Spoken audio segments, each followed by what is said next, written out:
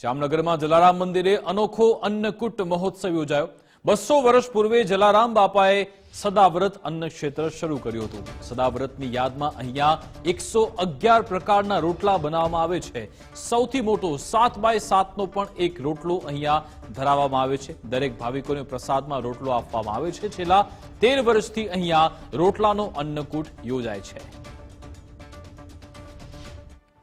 आज रोज पूज्य जलाराम बापा और वीरबाई माए जो अनक्षेत्રની શરૂઆત કરી તે દિવસ છે 17મી જાન્યુઆરી 1820 એ અમે અમારી સંસ્થા દ્વારા છેલ્લા 13 વર્ષથી ધામધૂમથી ઉજવવામાં આવે છે અને એક અનોખા પ્રકારનો એક રોટલા અન્નકૂટ કરવામાં આવે છે।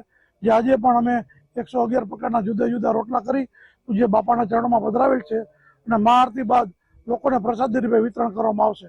અને આ સંસ્થાનો જે ગિનિસ વર્લ્ડ રેકોર્ડ છે 2005માં બનેલો રોટલો 7x7ની સાઈઝનો विश्व विक्रमी रोटलो ए पण आज बनावेल छे 64 किलोनो અને બાપાના ચરણોમાં પધરાવી એમને પણ આરતી બાદ પ્રસાદી વિતરણ કરવામાં આવશે।